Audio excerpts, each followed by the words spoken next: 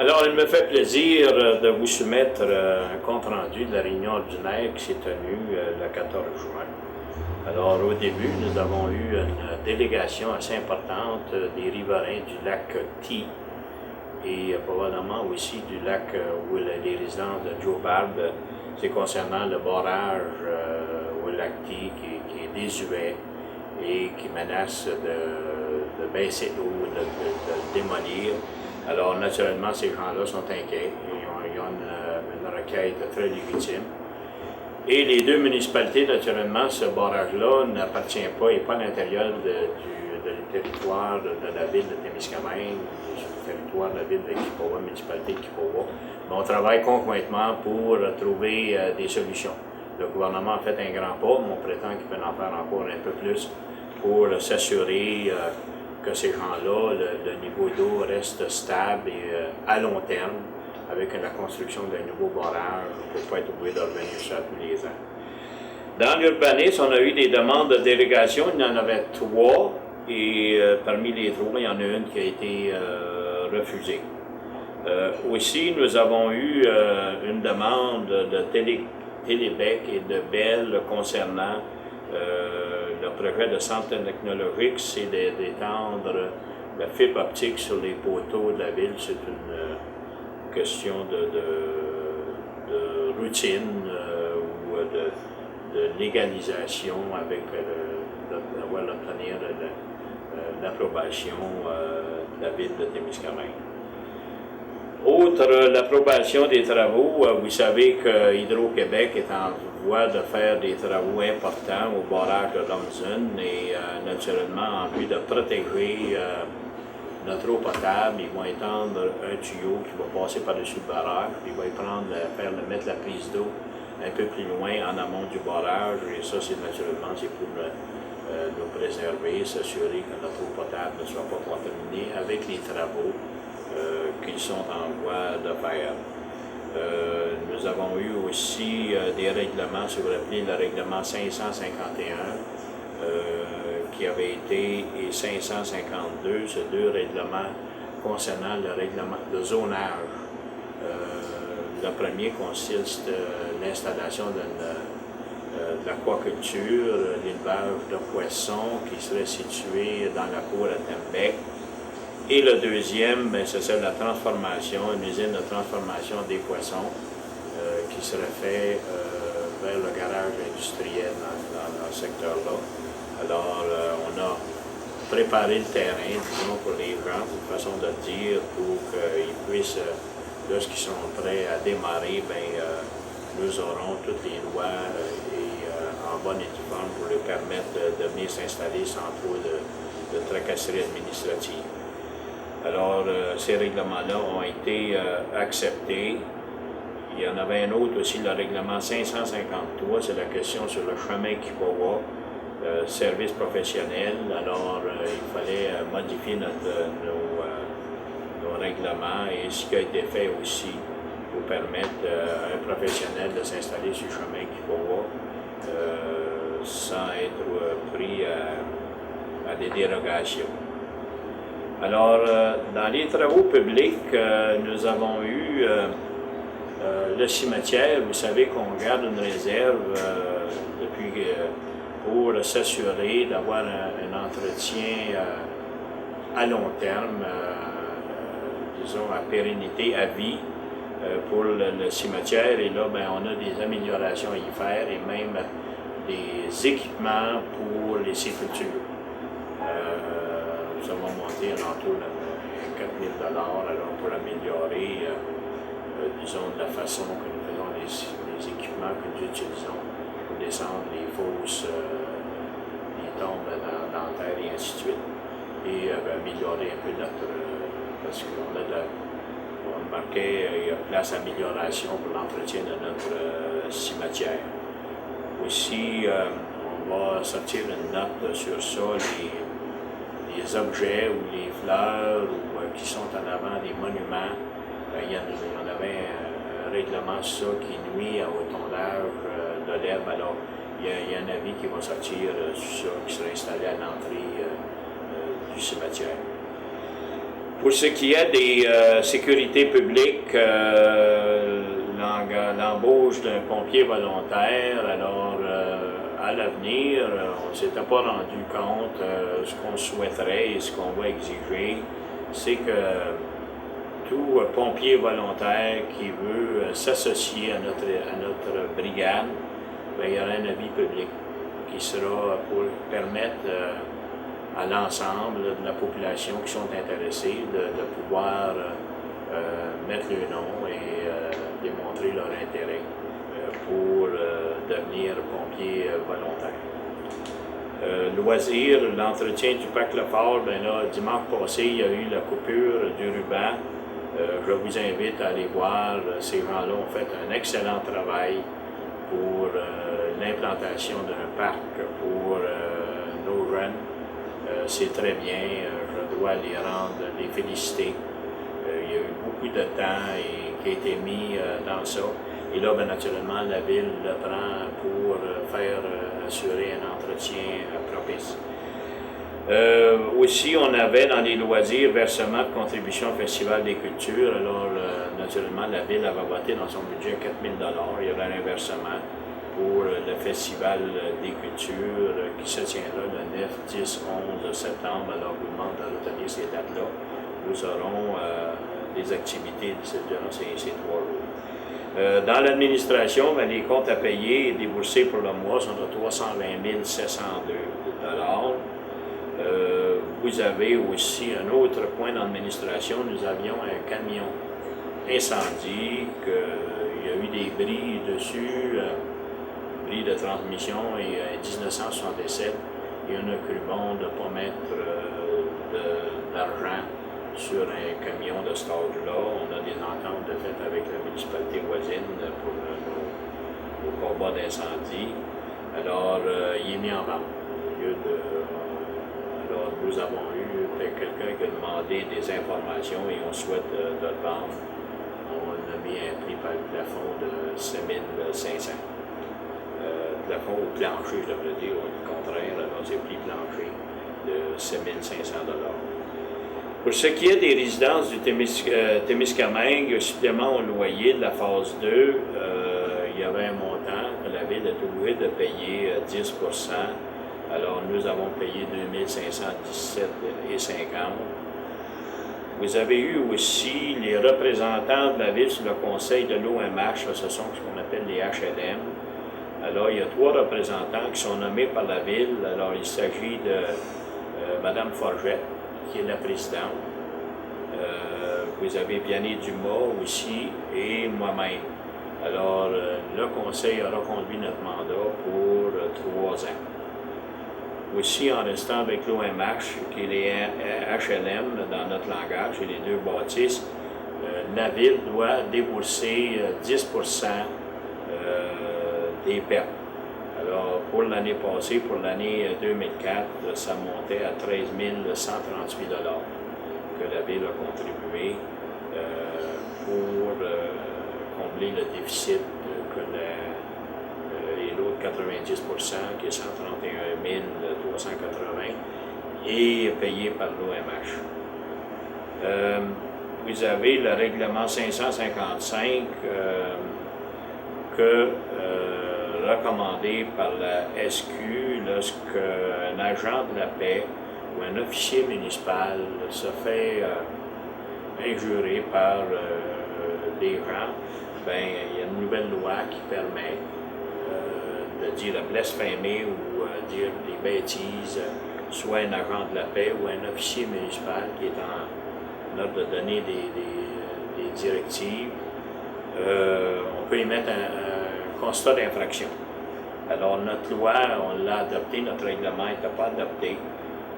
Alors, on l'a adopté pour le rendre valide dans l'éventualité. Ce n'est pas le cas à Témiscamingue, mais dans l'éventualité que nous aurions des gens qui agiraient de façon impolie ou injurieuse envers soit les agents de la paix de la Sûreté du Québec, les officiers municipaux. Aussi, la nomination du maire suppléant pour juillet, août, septembre et octobre. Alors, il s'agit de M. Daniel Godette qui va prendre comme maire ou agir comme maire suppléant pour les 4 prochains mois. Aussi, nous avons la fin de l'approbation du directeur général, alors Maurice Paquin. Lorsque nous l'avions engagé, nous lui avions donné jusqu'au milieu de juin, ou au 1er juin, je pense, pour période d'approbation. Alors, suite à une évaluation de la part du conseil municipal et du public, public, les employés, ainsi de suite, nous avons accepté de donner la permanence à notre directeur général, Maurice Paquin, et l'évaluation qu'il a fait à date, il fait un excellent travail. Dans Varia, vous avez le travailleur de rue, le centre de santé. L'année passée, nous avions eu une rencontre avec la Maison des Jeunes, l'école, la direction d'école, la SQ, concernant, vous avez ça à Notre-Dame-du-Nord, Ville-Marie, et on pensait nous autres aussi, ici à Témiscamingue. Alors, on est en procédure d'avoir une personne qui pourrait travailler avec nos jeunes de 15 à 24 ans. Alors, c'est un processus qu'on verra probablement le jour l'an prochain. Le centre de santé est très collaborateur dans ça. Vous avez aussi, on va avoir des commandites probablement pour nous aider avec les jeunes de la direction de l'école et à la SQ. L'autre sujet, naturellement, nous avons fait une évaluation où il y aurait des places pour embellir notre ville, où on avait des mauvais coups d'œil. Il y a une liste qui a été faite et c'est sûr que les permanents vont s'occuper de vous informer des endroits où on pourrait facilement. La ville aussi en a à embellir. Alors, c'est sûr que nous aussi, on va faire notre part, mais les gens, soyez pas surpris si vous êtes interpellés pour tenter d'améliorer le coup d'œil, parce qu'on a du tourisme qui vient d'été, on veut que les gens repartent. Lorsqu'ils passent chez nous et qu'ils repartent, mais qu'il y ait un bon souvenir de notre ville. Alors, ce qu'on vous demande, naturellement, c'est de nous aider à garder notre ville propre. On fait des efforts, mais il y en a encore à faire, c'est toujours à revenir. Et on souhaite sur ça aussi que vous passez des vacances en toute sécurité. Et on vous invite à la prudence avec nos jeunes qui sont dans les rues, que ce soit avec des skateboards ou des bicycles, et ainsi de suite. Alors, sur ça, on vous souhaite une bonne vacances d'été. Et je remercie le canal communautaire de m'avoir permis de vous transmettre ces informations.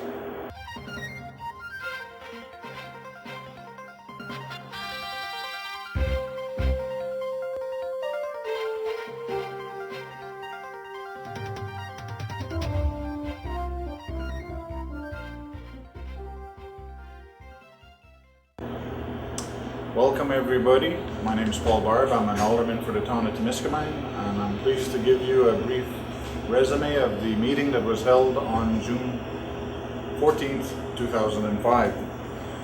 We were pleased to see a great number of people attending the meeting on the 14th. We had a large group of people who live or who have cottages on Lac T. We're very concerned about the level of the water on that lake.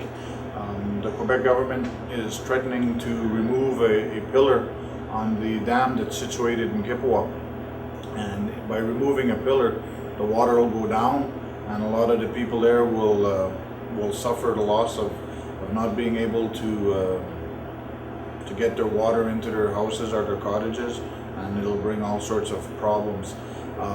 What the government has proposed is to give us a $1 million loan over 40 years to help reconstruct the dam, and we're studying that option. It's an interest-free loan, however we would have to reimburse it. The position of the town is that we don't want the water to go down, we want it to stay at the level that it's at presently. However, that bridge or that dam is not situated on town property. So investing money of the taxpayer on an item that doesn't belong to the town, we don't feel is a good idea. However, we do have to maintain that water level, because if that water level goes down, it will flood down through the Gordon Creek area into the Lac au Brochet, which will also create maybe a little bit of a turbulence and might even cause some water problems for our drinking water. So we want to try to do our best to keep it status quo. Of course, the municipality of Kippa is involved in this as well. They would have a portion that they would have to pay as well, and a portion would also be passed on to the cottagers or the home residents that are on Lac T. We're trying to get the government to accept responsibility for that dam, to do the work that's required on that dam in order to ensure us to have a safe dam. So we're negotiating back and forth. We definitely want to get this fixed, and we will keep everybody posted as negotiations go on. However, it was great to see a great number of people come out last night and try to help us in this endeavor. After the presentation was made by the people asking us what we're going to do and stuff like that, when that was concluded, we continued on with our regular meeting. And then in the regular meeting, we spoke of different subjects, and the first one was a few bylaw requests modifications were made. Some were accepted, some were not. These bylaw modifications are usually because people will have built the fence a little too close to the property line and they're not within the bylaw limits. Garages, sheds, fences, stuff of that nature. So the ones that really didn't cause any threats or any how can I say this, any injustices to their neighbors, we've accepted, and the ones that cause us a problem that sort of brings on an injustice, we refused. Following that, there was a request from Telebec to hang some extra fiber optic lines on their on the posts that are located in the municipality. It's just a politeness thing that they do, that they ask, could we put some extra lines on these posts? And it was to run fiber optic lines in order to provide people with better computer service and better phone service. We okayed that. Hydro-Quebec also put in a request, or a polite request, I guess, for the installation of a temporary water inlet. You may have noticed that by the Lumsden Bridge, by the filter plant, a lot of work has been being done throughout the spring and throughout the summer. There's going to be some turbulence in the water there, so what they want to do is they want to deviate the inlet for our drinking water and bring it a little further up on the lake, so that if there's any turbulence that is done where they're working, it won't cause any sands or any pollutants to come up and to go into our inlet and then go through our drinking water system. By moving it up further temporarily, our intake will be guaranteed that it is not in an area where there's work being done and where turbulence could be caused. We also did a few zoning changes. One of the changes was to allow a industry to come into town. There's studies that are being done, and there's works that's being compiled in order to open up a business for some sort of a fish hatchery, or not a fish plantation, but a fish farm. And they need a special zoning for that, so we've made the appropriate zoning for that. It'll be over by the Tembec Mill, further off towards the Ottawa River, and that zoning was just a green area, and now they'll be able to build their facilities in order to promote the growth or the culture of fish growth, I guess. And then they also asked for another place where they want to do the transformation of the fish, where they fillet them and process them in order to put them to market, and that is to be done further up from the hatchery place, and it's closer to where we presently have the industrial center. So they've gotten a zoning okay in order to build a transformation system there if the project goes ahead. This is sort of done in a proactive way in order to give them the proper time in order to build their buildings. From that, we spoke about buying some equipment for the public works. At the cemetery, we do all of the digging for the embalments and stuff of that nature, and some of our equipment was starting to be frail, maybe even a little bit unsafe. So we're investing about $4,000 in better equipment, and in order to make it a little cleaner and stuff like that, so that when there is a funeral or something, that people could go and they won't be tripping over some bad equipment that's laying around. It's going to be a little bit more professional looking, and it'll be a little bit more pleasant for the people to work with in order to prepare the grave sites. We've also talked about the volunteer firemen and the old fire truck. We're in negotiations with a town that wants to buy our old fire truck. They believe that they could fix it up and use it. It is a 1967. We feel that it's not a good idea for us to fix it up for the size of our community, but for a small community it may work. So we've given it a price that we will not go below, and if they come to a negotiation where they agree with it, they will buy the truck. If not, well, we'll continue to keep it. For the volunteer firemen, what we want to do is set up a system so that people that are interested in joining the fire brigade will be able to read and either to contact or see on channel 13 a call or a job application type thing. We just want to create a bank of potential firefighters or volunteermen that would like to become firefighters, and then after we have our bank created, when there is an opening for a fireman or two, there'll be interviews, and they'll be subject to, of course, medical examinations and stuff like that, and then there'll be a selection done from that. Instead of just having the guys walk in on their own and seeing, how things go, and then waiting for an opportunity to present itself and become a fireman, we want to create a little bit of a bank so that there's always somebody to fulfill empty spots. After that discussion, we spoke about the people that helped create or helped build a recreational park in the Latine sector. If you go down on the Rue Lafare, there's a bunch of people, of neighborhood people that got together and built a public park for the children there, and they did a fantastic job. They had their official inauguration last Sunday, where they transferred the ownership back to the town. They've put in hundreds upon hundreds of hours of work. They bought thousands of dollars of equipment to keep the kids occupied. There's swings, there's soccer nets, there's toys that they could sit on and play with for the younger kids. It's properly fenced, there's beautiful grass there. They did a super job, so we want to thank them for that.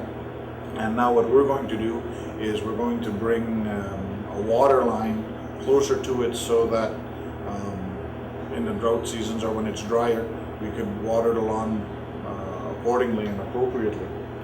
Once again, we want to thank them for their efforts. They did a super job. The Cultural Festival Committee was granted a cash advance for the festival, cultural festival that will be held in September.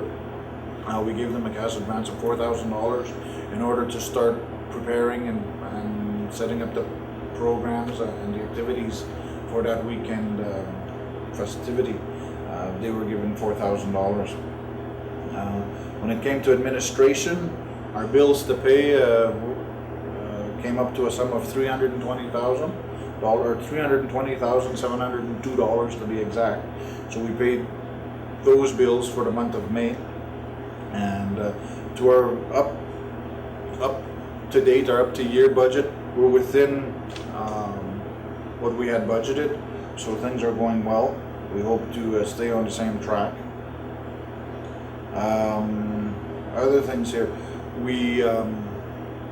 the town has 3 people that represent the municipality for the administration of the old age homes. Those old age homes are located in front of the funeral home. There's the building Marguerite Douville, and the other one that is, I believe, Sainte Thérèse. The town is responsible for 10% of the yearly deficit. Last year, it was budgeted that the deficit would be about $125,000, which meant that the town would be responsible for $12,569. After verification and a few unexpected repairs that had to be performed over there, it went up by about $600. Our bill there, instead of being $12,569, has become $13,138, which falls within the same amounts of money that were paid in the past years. So things are going well there as well. We were asked to bring in a bylaw to help with our enforcement officers. We have bylaw enforcement officers at the town, which is Olivier, and we also have the police officers that had no type of bylaw giving them a little bit of a sense of security or something like that.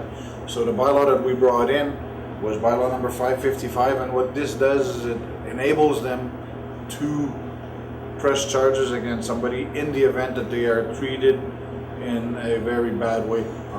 If you treat them with disrespect, or if you're vulgar towards them, now just take into account, it has to be done very badly. It's not if you're upset with them and you say something small like "go darn" or whatever, but if you threaten them, or if you call them names, or if you give them a big showing of disrespect, they will be in a position to press charges, and the person doing that would be subject to fines and whatever other repercussions it may be. Then we had to nominate our deputy mayor for the last term of our last period of our term. We have a rotation with our deputy mayor. The way it works in Quebec is your mayor is elected, and every alderman has 2 opportunities throughout his mandate to be a deputy mayor. His role is to replace the mayor in the event of his absence, if he's out of town, or if he falls ill, or if he has 2 commitments in one evening. So the deputy mayor for the month of July, August, September, and October will be Mr. Daniel Godet. And then in November, we'll be having our elections again, so get ready for those. We've also passed not a bylaw, but an acceptance of Mr. Maurice Paquin as a full-time employee. He was hired 6 months ago, back in December, and his hiring was conditional to a probationary period for an evaluation. After discussions with the municipal staff and the elected officials, we've all concluded that he's been doing really good work. We're pleased with the way he handles things. We're pleased with the way that he handles people, and we're pleased with his achievement on his job. So we've granted him full-time employment for the town. We are also trying to look for a social worker, or they call it a travailleur de rue in French. This would be a person that would help people between the ages of 15 and 25. I guess the background is a little bit more towards the sociology and the psychology of things, and this is to help people, or to guide people in the right way, in order to encourage them not to be too negative, or to be to turn out to do bad things. This is a program that is done through the government. They have some in Notre Dame du Nord, and they have some further up north as well. And usually these people bring on positive effects. Vandalism has gone down quite a bit in Notre Dame du Nord after this guy was hired. What he sort of tries to do is talks to people, gets them to understand where things come from, why people do certain things, and then tries to encourage them and give them a little bit of guidance in order to do good things and not bad things. This would go through the CLSC, and we are looking at getting that program underway for the year 2006. However, it does take a lot of preparation, and the committee that's working on that are on the final stages of getting everything set up. We'd also like to mention that summer's amongst us, or is finally here. We ask people to take care of their front yards, to make sure that things are clean, to be a little bit more careful with the kids playing on the streets. They're out with their bikes, they're out with their scooters, they're running after their balls, so keep an extra eye out in order that no bad things happen, no accidents or anything like that, because there will be more traffic on the roads. We also ask people that walk their pets to make sure they pick up after their pets, because it is unpleasant for the person that's following that doesn't see what was left behind. So if you take your pet out for a walk, please remember to bring the appropriate tools and equipment in order to pick up what's left behind. And that is pretty much everything that was on the meeting for June 14th, 2005.